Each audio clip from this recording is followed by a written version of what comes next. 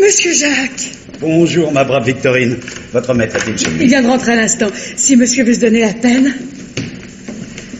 Monsieur le Courtomère. Jacques! La bonne surprise. Cher Albert, mais la surprise est pour moi, de te trouver vivant et en bonne santé. Depuis 3 mois, tu t'es retiré du monde. Tu ne daignes plus paraître au cercle, c'est à peine si on t'aperçoit aux courses. Tu négliges même nos belles amies.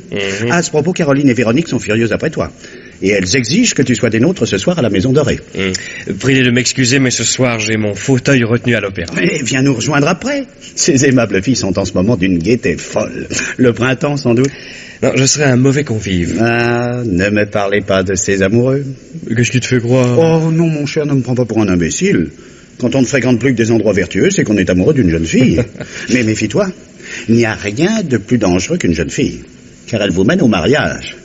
Et admire ma discrétion, je ne te demande pas le nom de ta bien-aimée, pour la bonne raison que je le connais.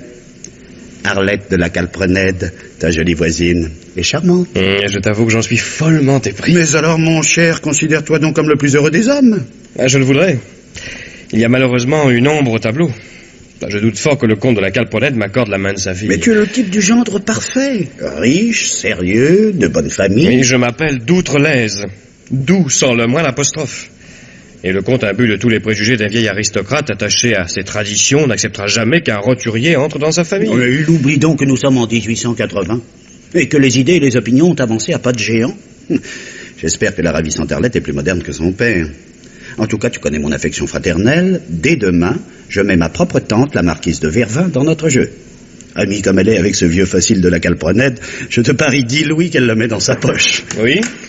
Je m'excuse, monsieur. Un commissionnaire vient d'apporter cette lettre. Il y a une réponse. Merci, Victorine. Faites attendre. Qu'est-ce que c'est que ce griffonnage? Voilà l'écriture d'un homme qui semble bien nerveux. Ouvre donc au lieu de faire des discours. Voyons la signature. Julien de la Calprenède. Oh, ça alors. Cher monsieur, vous m'obligeriez beaucoup si vous vouliez bien vous trouver demain matin à 11h au Café de la Paix dans la salle où on déjeune à droite en entrant. J'ai un grand service à vous demander. Ah, un service d'argent, parbleu. Dans quel pétrin a-t-il pu se fourrer? On le dit aux abois, c'est un joueur effréné. Mais tu as tout à gagner si tu parviens à l'avoir pour allié. Je ferai tout pour que sa sœur ne pleure plus. Pauvre petite Arlette. Si on en croit les commérages des domestiques de la maison, elle se ronge les sangs en voyant son frère dilapidé par ses folies la fortune de leur père. Mais qui sait si, sa dot ayant fondu comme neige, le comte ne se montrera pas moins intransigeant en ce qui concerne votre mariage? Non, je n'ose pas l'espérer. D'ailleurs, il me serait désagréable de jouer sur ce tableau. Bon, je vais faire répondre à ce garçon que je serai demain au rendez-vous fixé. Vous m'avez fait demander, mon père. Oui, ma petite Arlette, je viens de parler sérieusement, assieds-toi. Et suis-moi avec attention. Tu sais que j'ai reçu ce matin la visite de M. Matapan. Ne devines-tu pas ce qu'il m'a proposé? Une affaire, sans doute. Une affaire, c'est le mot exact, car il m'a demandé ta main. Rassure-toi, ma chérie. Je lui ai d'abord parlé avec les ménagements que l'on doit à son voisin, qui se trouve être également son propriétaire. Mais comme il a insisté et comme il a commis la sottise de me rappeler qu'il était baron, je lui ai dit ce que je pensais de sa baronnie, et j'ai coupé court.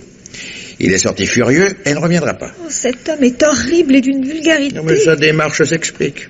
Il est riche, dit-on, d'une douzaine de millions gagnés en un pays lointain à vendre on ne sait quoi. Il croit donc au pouvoir de l'argent. Le seul fait d'avoir échangé notre appartement du premier étage contre le sien situé au second lui a prouvé notre obligation de nous restreindre, nous sachant gênés, il en a profité. Mais je te le répète, l'incident est clos. Pourtant, ma chère enfant, il faudrait bien songer à te marier. Si je te présentais un fiancé, comment l'accueillerais-tu? Mon père, ne penseriez-vous pas par hasard à ce jeune homme qui habite également notre immeuble? Monsieur Albert. D'Outre-Lèze, et qui te parle de lui. Et d'où vient l'idée ridicule que je pourrais faire d'Arlette de la Calprenède une madame d'Outre-Lèze? Un joli nom, vraiment. Excusez-moi. J'avais cru. Mais qu'as-tu donc? Tu parais toute troublée. Non, calme-toi. Je ne t'imposerai jamais un mari qui ne te plairait pas. Mais il existe certainement dans l'entourage de notre amie Madame de Vervins quelques jeunes gens de bonne naissance. Et... Rien ne presse, mon père. Je n'ai qu'un seul désir, celui de ne jamais vous quitter. Oh, ma chère fille. Si ton frère Julien avait ta sagesse et ta dignité, bien des soucis me seraient épargnés.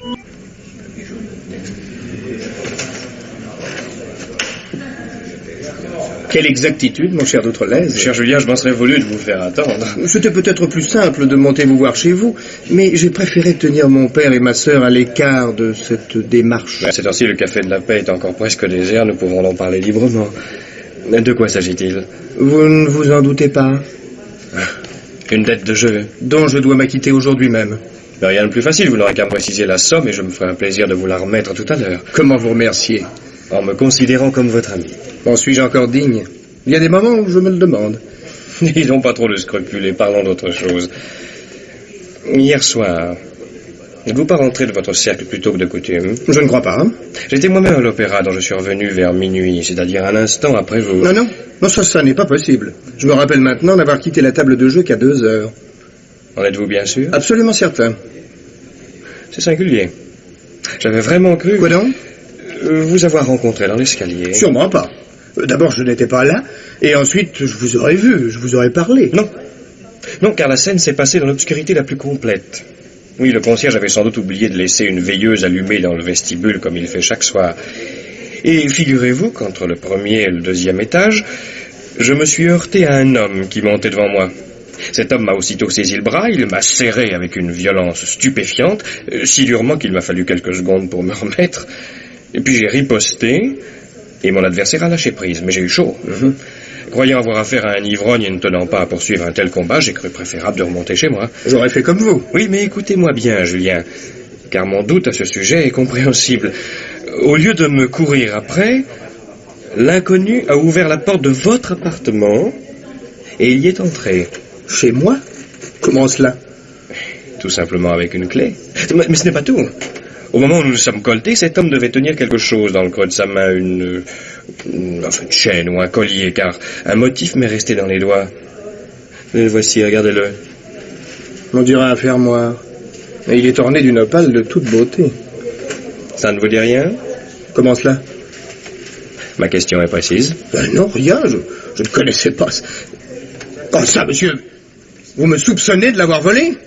Pour m'accuser ainsi de circuler dans les ténèbres avec un collier de pierres précieuses au creux de la main, il faut avoir une arrière-pensée. Je cherche simplement à éclaircir un mystère. Et moi, je trouve fort mauvais que vous m'imputiez les faits étranges qui se passent la nuit dans la maison où nous demeurons tous les deux.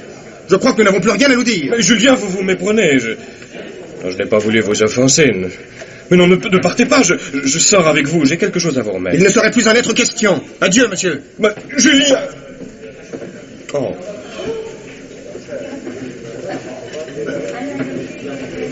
Ce jeune homme me paraît avoir bien mauvais caractère. Monsieur Matapan, vous ici? Excusez-moi, cher monsieur d'Outrelaise. J'étais attablé non loin d'où, attendant un ami, et vous ne pouviez pas me voir. Des bribes de conversation sont parvenues à mes oreilles. Que veut dire monsieur de la Calprenède lorsqu'il parle de faits étranges? Il me semble qu'il calomnie mon immeuble. Et vous-même faisiez allusion à la négligence de mon concierge. Expliquez-moi. Eh bien, la veilleuse était éteinte et je n'ai pas trouvé de lumière pour allumer mon bougeoir.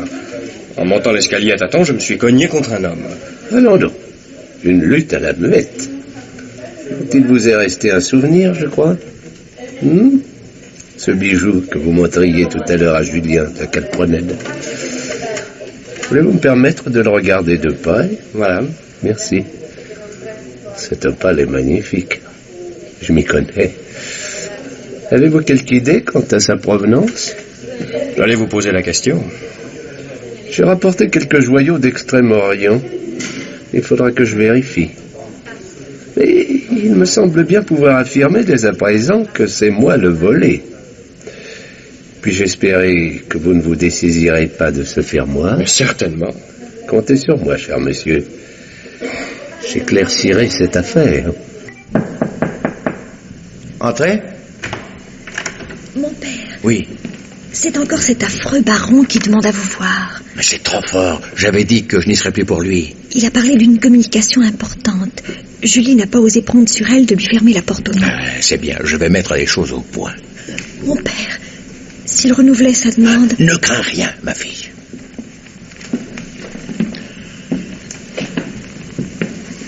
Monsieur Matapan, je pensais m'être expliqué clairement. Qu'avez-vous encore à me dire? Oh, oublions, mon cher comte, ce dont je vous ai parlé lors de ma dernière visite. Et il s'agit à présent d'un renseignement. Oui, c'est cela, d'un simple renseignement. Enfin, pour le moment. Je crois savoir que vous n'employez que des femmes à votre service. Oui, monsieur. Mais où voulez-vous en venir? Un homme a pénétré cette nuit, vers 1h, dans mon domicile, pendant mon sommeil. Suis-je chargé de faire la police dans votre maison? Il a ouvert ma porte, dont il avait la clé. Mais il avait également celle de votre appartement. Car en sortant de chez moi, il est entré chez vous. Qui l'a entendu? Votre locataire, Monsieur Albert d'Outrelaise. De quoi se mêle-t-il, celui-là? Il a pu se tromper. Mais c'est une histoire à dormir debout que vous me racontez, là. Hélas, non, car la coïncidence est curieuse. On m'a volé cette nuit un collier auquel je tenais beaucoup. Un collier de grande valeur. Et vous concluez que c'est un des miens qui est le coupable? Oh, à cela, je n'ai rien à répondre. Déposez votre plainte si bon vous semble. Je n'ai pas un mot de plus à vous dire. Et le moment me paraît venu de rompre cet entretien. Ainsi, monsieur, vous me donnez le conseil d'aller me plaindre au parquet. Avez-vous bien réfléchi aux conséquences d'une telle demande? Mais si un commissaire de police se présentait pour faire une perquisition dans votre appartement, qu'osez-vous dire? La chose la plus simple du monde. Puisque le voleur est entré ici, on supposera qu'il y a caché le collier. Et si par malheur on le trouvait... On ne l'y trouvera pas, vous le savez fort bien. J'en suis moins sûr que vous. Est-ce une accusation? Oh, aucunement, monsieur. Vous êtes au-dessus de tout soupçon. Alors vous insinuez que mon fils... Tout le monde sait qu'il a des créanciers, et que ses dépenses sont supérieures à ses ressources.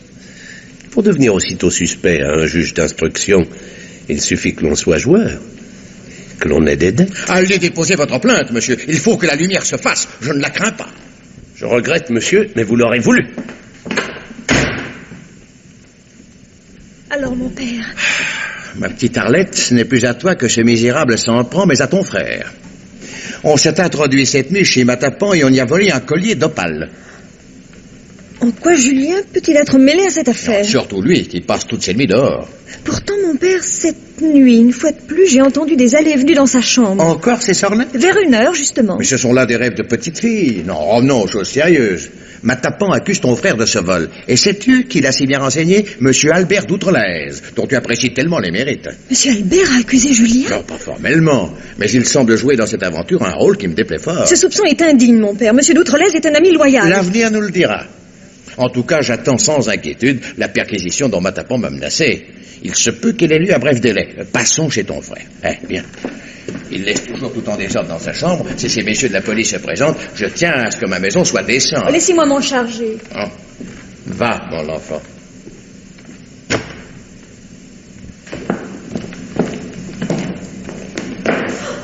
Oh! Mon Dieu! Père, venez vite! Mais qu'y a-t-il? Mais tu es tombé, tu t'es blessé. Je me suis cognée à ce meuble. Oh. Un bottin secret s'est ouvert. Voyez. Le collier. Oh, Julien. C'était donc lui le voleur. Le misérable. Je le tuerai. Fais-moi belle, ma petite Gabrielle. J'attends un homme pour lequel j'ai un faible. Jamais Madame la Marquise n'aura été aussi bien coiffée. Madame attend un amoureux. À mon âge, tu n'es pas folle. Oh, Madame paraît si jeune, et elle a un si grand air. Le moment des séductions est passé, ma fille. Mon mari, le marquis de Vervins, qui fut garde du corps du roi Charles X, a emporté mes dernières illusions dans la tombe. Celui que j'attends est mon garnement de neveu, Jacques de Courtomère. Et je crois qu'on a sonné. Si c'est lui, fais-le vite entrer. Bien, madame. Ma tante, ma chère tante. Te voilà bien tendre, mon petit Jacques. De quelle somme as-tu besoin? Oh, ce n'est pas d'argent qu'il s'agit. Là, alors tu m'étonnes. J'en suis ravie, mais tu m'étonnes. Il s'agit d'amour. Oh, bravo. C'est pour le bon motif, au moins. Serais-tu décidé à te marier? J'ai justement des vues pour toi sur une jeune fille ravissante. La fille de mon vieil ami, le comte de Calprenède. Oh, quelle coïncidence. Mademoiselle Arlette est charmante, mais ce n'est pas moi qui l'aime. J'allais justement vous prier de prendre mon meilleur ami Albert d'Outrelaise sous votre protection, car il en est fou.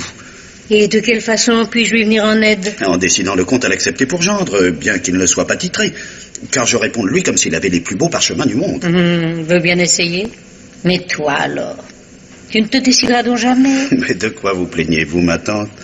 Votre autre neveu, mon cher frère Adrien, est le juge d'instruction le plus rigide et le plus austère qui se puisse rêver. Bon époux et bon père de famille. Ne te moque pas ainsi de ton aîné. Reconnais plutôt ses qualités. Adrien de Courtomère est un très honnête homme qui a une haute conception de son devoir. Est-ce ma faute si je préfère, moi, un vaurien comme toi? Alors, vous m'acceptez à dîner ce soir? Bien, avec joie. Tu n'as donc plus un franc en poche. Mais si, ma tante, mais vous êtes tellement plus spirituelle que toutes mes grisettes. Mademoiselle Arlette de la Calprenède. Oh, ma tante, vous m'avez tendu un pied. Ah, ça, en aucune façon. N'attendez pas du tout la visite de cette petite, je te le jure. Ah, alors permettez que je me sauve sans être vu. À ce soir. Gabriel, fais entrer Mademoiselle Arlette.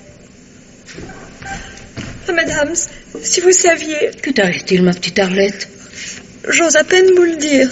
C'est à devenir folle. Oh, calme-toi, mon enfant. Je suis venue tout de suite à vous. Et maintenant, j'ai peur de parler. C'est donc si grave. Oh oui, madame. Alors, viens t'asseoir près de moi et raconte-moi tout. C'est au sujet de mon frère. Bonjour, Bohamon. Bonjour, monsieur le juge. Avez-vous entendu parler d'une nouvelle affaire de vol qualifié que le parquet a dû me renvoyer? Oui, monsieur le juge. Les pièces sont sur votre bureau. De quoi s'agit-il au juste? Je l'ignore, n'ayant pas encore eu le temps d'ouvrir le dossier. J'ai simplement su que c'était vous, monsieur de Courtomère, qui étiez chargé de l'enquête. Mais pour plus de détails, je vous signale que le commissaire aux délégations Bréard m'a annoncé qu'il avait amené hier soir l'inculpé au dépôt. Comme dites-vous là. Enfin, je m'étonne qu'on ait procédé à cette arrestation avant que j'aie rendu mon ordonnance. Ce commissaire est-il au palais en ce moment? Oui, monsieur le juge, il se tient à votre disposition. Voyons d'abord le réquisitoire. Attendu que des pièces ci-jointes, il résulte que le nommé de la Calprenède, Julien, Louis Charles. Oh, enfin c'est à n'y pas croire. J'en suis confondu. Que vous arrive-t-il, monsieur le juge? Enfin, le fils du meilleur ami de ma tante arrêté pour vol. Et moi, Adrien de Courtomère, désigné pour l'interroger. Et ce sont là des coïncidences qui n'arrivent que dans les romans feuilletons, monsieur le juge, et dans la vie. Et je crois même qu'elles arrivent plus souvent dans la vie. Je ne peux pourtant pas refuser l'instruction. Que penserait-on de moi si je me retirais? Monsieur le juge, si ce jeune homme, comme c'est possible, n'a commis que des inconséquences, il vaut mieux que ce soit vous qui meniez l'enquête. Un autre magistrat se montrerait peut-être plus rigoureux. Et ne vaut-il pas mieux se renseigner d'abord sur la gravité des charges et sur les circonstances de l'arrestation? Oui, vous avez raison, Bohamon. Faites entrer, monsieur le commissaire. Bien, monsieur le juge. Monsieur le commissaire aux délégations, s'il vous plaît. Mes respects, monsieur le juge. Monsieur le commissaire, veuillez me donner des détails sur l'arrestation que vous avez opérée hier soir. Je n'ai pris connaissance que du réquisitoire, et j'ai vu le nom de l'inculpé. Un nom très honorable. Et à qui la plainte a-t-elle été remise? Directement au parquet. Et j'ai reçu à 6 heures l'ordre d'arrêter monsieur Julien de la Calprenède. Enfin, pourquoi cette précipitation? Le plaignant, un certain monsieur Matapan, aurait déclaré que monsieur de la Calprenède se préparait à passer à l'étranger. Simple supposition. Cette arrestation a-t-elle eu lieu au domicile de l'inculpé? Non, monsieur, au cercle dont il fait partie. Oh, un endroit bien mal choisi. Monsieur de la Calprenède appartient à une excellente famille. Vous auriez pu éviter un éclat inutile. Il n'y en a pas eu. Je l'ai fait demander au parloir, il s'est montré hautain et impertinent. Il a d'abord refusé de me suivre, mais devant mon insistance, il y a consenti. Je peux vous assurer que j'y ai mis toutes les formes désirables. Je vous en sais gré. Vous avez interrogé ce jeune homme? Oui, monsieur. Quelle est votre opinion? Son arrogance m'a d'abord déplu. Je me suis demandé si elle n'était pas voulue et si elle ne cachait pas une tactique lui permettant de se dérober à un interrogatoire un peu serré. Et puis... Bien parlé. Ah, et puis j'ai eu des doutes. S'il était vraiment coupable, il ne se montrerait pas aussi maladroit. J'en aurai le cœur net. Merci, monsieur le commissaire. Vous pouvez vous retirer. Greffier. Monsieur le juge. Faites entrer l'inculpé, je vous prie. Monsieur, s'il vous plaît. Monsieur Julien de la Calprenède, veuillez vous asseoir. Ainsi c'est vous, monsieur. Vous, le juge Adrien de Courtomère, qui savez qui je suis, qui n'ignorez pas que des liens d'amitié unissent nos deux familles, et qui me faites traiter comme un voleur. Est-ce par votre ordre qu'on m'a mis les menottes? Non, c'est une mesure générale, prise pour empêcher les prévenus de s'évader. La cour de la Sainte-Chapelle sert de passage public. Vous savez de quoi vous êtes accusé. Répondez aux questions que je vais vous poser. Vous répondre? À quoi bon? Il est évident que vous me croyez coupable puisque vous ne vous êtes pas récusé. Je ne peux donc pas, moi, vous croire impartial.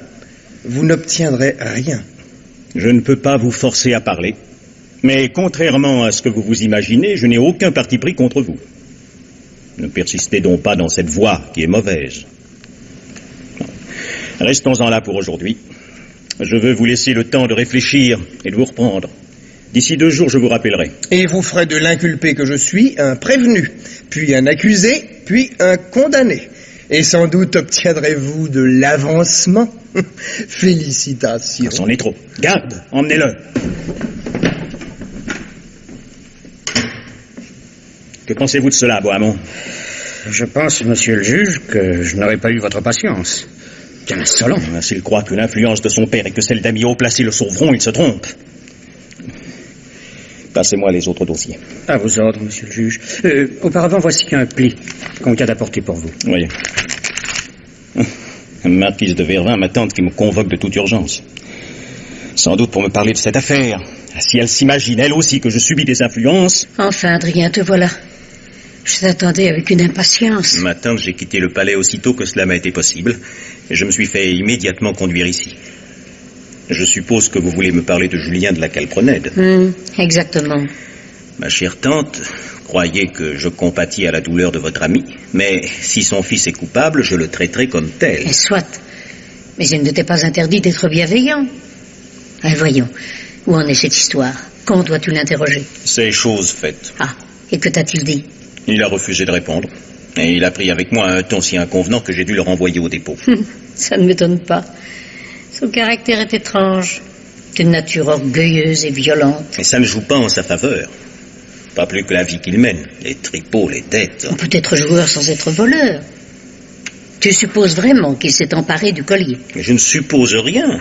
J'ai ordonné une enquête chez les joailliers qui auraient pu acheter ce bijou. Inutile. On ne le trouvera pas. Qu'en savez-vous? Tiens-toi bien, mon cher Adrien. Ce collier. Le voici. Mais ma tante... Ne t'étrangle pas. Mais Julien vous l'a donc mis? Non, c'est Arlette qui me l'a apporté. Elle l'a trouvé dans la chambre de son frère. Mais c'est la condamnation de ce malheureux. Cette petite s'est affolée. Elle a craint une perquisition et elle s'est empressée de m'apporter ce bijou un peu gênant, à l'insu de son père, sachant bien que personne ne songerait à venir le chercher ici. C'est très adroit de sa part. Mais savez-vous, ma tante, que vous risquez d'être condamné pour recel? Sais-tu, mon garçon, qu'il y a des circonstances où il faut être secourable, où par souci d'humanité on est amené à prendre des risques. Eh bien, ces risques, je les ai pris, et je ne le regrette pas. Mais rassure-toi, ce collier sera bientôt restitué, ainsi tout rentrera dans l'ordre et l'affaire sera classée. Non, en aucune façon, ma tante. La restitution d'un objet volé n'arrête pas les poursuites. En ce cas, il ne faut pas qu'il ait l'air d'être passé par la main de la Calprenède. Laisse-moi faire, mon garçon.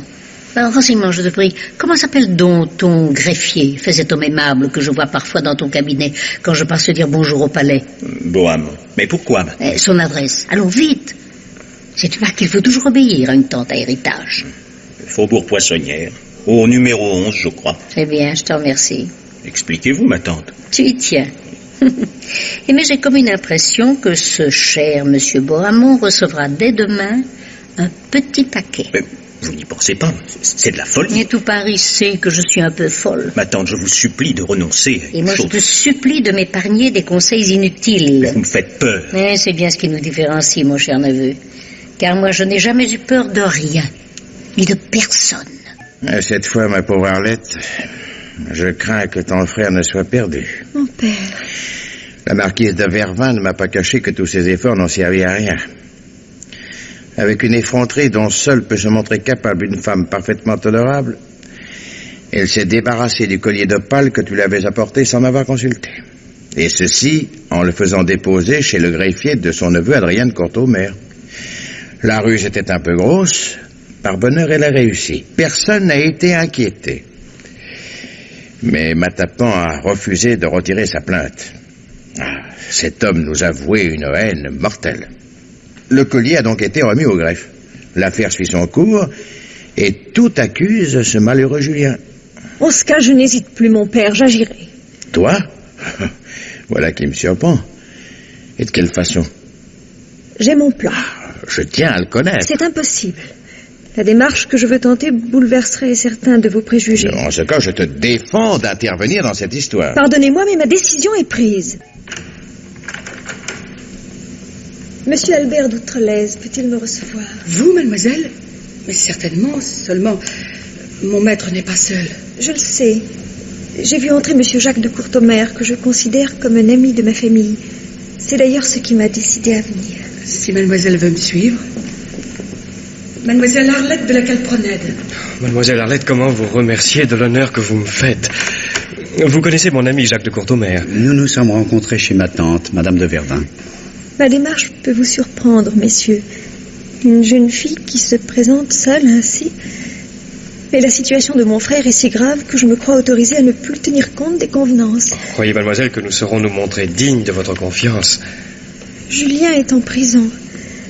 Et vous êtes, monsieur d'Outrelaise, la cause de son malheur. La cause involontaire, j'en suis certaine. Cela me donne presque le droit de m'adresser à vous. Vous pouvez disposer de moi, mademoiselle. Et de moi également. Merci. En ce cas, je vous demande de m'écouter attentivement et surtout de me croire. À maintes reprises, mon frère étant absent, j'ai cru entendre de ma chambre au milieu de la nuit des allées et venues dans le couloir et dans la chambre de mon frère. J'ai entendu du bruit, comme si des meubles étaient déplacés ou renversés. Et pourquoi n'en avoir rien dit? J'ai prévenu mon père. Il m'a traité de petite fille imaginative et il m'a conseillé de ne pas croire aux revenants. Enfin, admettons qu'il ne s'agisse pas d'un fantôme. Pour quelle raison un visiteur nocturne se serait-il introduit chez votre frère? C'est justement ce qu'il faut découvrir. En tout cas, j'ai la ferme conviction que celui qui est venu si souvent ne manquera pas de revenir. Cette nuit peut-être. Et qu'alors il faudrait... Le prendre sur le fait. Oui. Car je suis sûre de n'avoir pas rêvé. Admettons que mon ami Albert et moi, nous nous décidions à tenter l'aventure. Comment pourrions-nous procéder? En vous cachant dans la partie de l'appartement habité par Julien. Combien encore faudrait-il obtenir l'agrément de monsieur votre père? Je préfère qu'il n'en sache rien. Mon cher père n'est plus jeune et son cœur est fragile. Mais rassurez-vous, il ne vient jamais la nuit dans la chambre de Julien.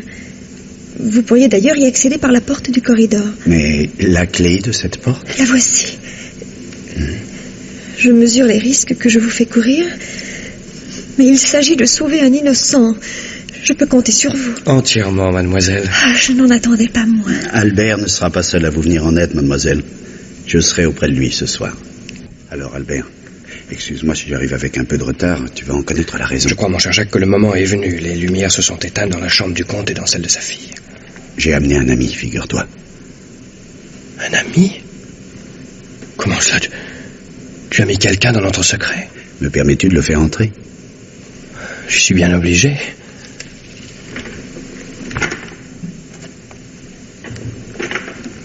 Monsieur Albert d'Outrelaise. Soyez le bienvenu, monsieur, puisque monsieur de Courtomer vous a prié de vous joindre à nous. Commissaire Briard, c'est moi qui ai procédé à l'arrestation de monsieur Julien de la Calprenède. Excuse-moi de ne pas t'avoir consulté, cher Albert, mais j'ai cru plus sage d'aller trouver monsieur le commissaire. Je ne lui ai rien caché des révélations qui nous ont été faites par mademoiselle Arlette, ni de notre intention de surprendre dès ce soir le mystérieux visiteur. Monsieur le juge d'instruction vous a-t-il déjà entendu, monsieur d'Outrelaise? Non, je dois me présenter à lui demain. Non, espérons que ton témoignage sera devenu inutile. Voyons, messieurs, quel plan d'action me proposez-vous? Connaissant bien l'immeuble, je considère que c'est à moi de m'introduire dans l'appartement du comte de la Calprenède, comme il en a été convenu. Dès que vous aurez entendu notre ami pénétrer à son tour, vous descendrez sur le palier du grand escalier. De ma cachette, j'observerai ses allées et venues. Puis lorsqu'il s'en ira, je le suivrai. En sortant, il se heurtera à vous deux, je serai derrière lui. Il ne pourra pas nous échapper. Soit, messieurs. Espérons que notre gibier ne se fera pas trop attendre. Oh, je te tiens. Misérable. Monsieur le comte, laissez-moi. Et surtout pas un chrétien. Je ne suis pas un voleur, mais votre voisin, Albert d'Outrelaise. Et vous avez osé vous introduire chez moi, à cette heure. Lâchez-moi, je vous en supplie. Écoutez-moi. Je peux sauver votre fils, faire éclater son innocence. Et si on le met en liberté demain, c'est à moi qu'il le devra. Accompagnez-moi jusqu'à l'escalier. Quoi? Oui, vous y trouverez deux hommes qui vous répondront de ma loyauté. Mon ami Jacques de Courtomer et aussi le commissaire de police qui a arrêté Julien. Ce dernier, quoi votre fils innocent, il a accepté de nous aider. Ah non, monsieur, mais si vous m'avez menti... Matapan. Oui, messieurs, voici l'auteur de tout le mal. Matapan. Mais que fait-il étendu sur ces marches? L'avez-vous blessé ou assommé? Ni l'un ni l'autre. Cet homme est somnambule. Et il en a peut-être pour des heures à rester dans cet état de sommeil cataleptique. Je comprends maintenant. Car avant que vous ne surgissiez près de moi dans le couloir, monsieur le comte, j'ai eu le temps d'observer ses allées et venues. Oui. Sans avoir pu le reconnaître d'ailleurs. Il avançait d'un pas traînant. Ses mouvements étaient d'une régularité automatique. Il est entré dans la chambre de votre fils, et je l'ai vu soudain se baisser, se mettre à genoux, et chercher comme s'il y avait là une cachette contenant des objets précieux. J'ai entendu un déclic. Notre homme a fouillé dans un trou creusé au ras du plancher, puis il m'a semblé qu'un battant se fermait. J'ai entendu pour la deuxième fois le déclic. L'homme s'est relevé, et il est sorti de son pas d'automate. Les faits sont faciles à reconstituer. Matapan a emmagasiné chez lui une quantité considérable de pierres précieuses, d'or, de valeurs de toutes sortes, acquis au cours de sa vie aventureuse. Et pendant ses accès de somnambulisme, il les transporte d'un endroit à un autre sans même en avoir conscience. Et ce serait lui qui aurait déposé chez moi le collier d'opale. Oh, il y a à mon avis 100 chances sur 100. Je ferai mon rapport à monsieur le juge d'instruction dès les premières heures de la matinée. Et je compte bien que votre fils sera aussitôt remis en liberté. Mais notez que Matapan a pu très bien l'accuser de bonne foi. Les somnambules ignorent toujours qu'ils se volent eux-mêmes. Attention, notre cher baron commence à s'agiter. Laissons-le faire. Et s'il se remet en route, suivons-le. Voilà. Il se redresse, il se lève. Il se dirige vers la chambre de mon fils. Vers sa cachette. En effet, il s'agenouille. Cela correspond au récit qu'Albert vient de nous faire. Non, ça suffit, messieurs. Le moment est venu de le réveiller. Monsieur de Courtomère, voulez-vous m'aider à le ramener à la réalité? Volontiers. Monsieur Matapan. Où suis-je? Il se lève. Dans votre ancien appartement, monsieur le baron. Désirez-vous que je vous aide à vous relever? Je somme monsieur de la Calprenède de m'expliquer pourquoi il m'a attiré chez lui. Si c'est encore pour me voler, comme l'a fait son fils. Misérable! Du calme, messieurs. Hein? Je ne vous connaissais pas, vous. Qui êtes-vous? Un tueur à gages? Prenez garde, monsieur. Je suis le commissaire de police et je vais vous interroger. Mais je n'en crois rien. Ainsi, après m'avoir attiré dans un guet-apens, vous voulez me faire chanter? Alors dites, que veut-on? Pourquoi m'être amené ici? Vous y êtes venu tout seul, monsieur, et sans vous en rendre compte, car vous êtes somnambule. Somnambule? Moi? À qui espérez-vous le faire croire? Fouillez-vous donc. Et vous trouverez dans votre poche la clé de cet appartement que vous avez occupé jusqu'au dernier terme. Hein? Attendez. Voilà. La voici, en effet. Ça ne prouve rien. Vous pouvez fort bien l'y avoir mise après m'avoir fait avaler un narcotique. Veuillez alors nous expliquer pourquoi vous étiez agenouillé tout à l'heure devant cette cloison. Agenouillé, moi? Ah, ne niez pas, je vous ai vu. Qu'avez-vous à répondre? Rien. Et admettons que je sois somnambule. Vous n'ignorez pas que somnambule ne sait rien de ce qu'il fait. Alors laissez-moi donc en repos. Finissons-en. Vous n'avez pas l'intention de me garder ici prisonnier? Non, mais je tiens, moi, en tant que votre locataire, à ce que vous assistiez à l'ouverture de la cachette. Monsieur d'Outrelez, voulez-vous faire manœuvrer le ressort dont vous nous avez parlé? Je vais essayer.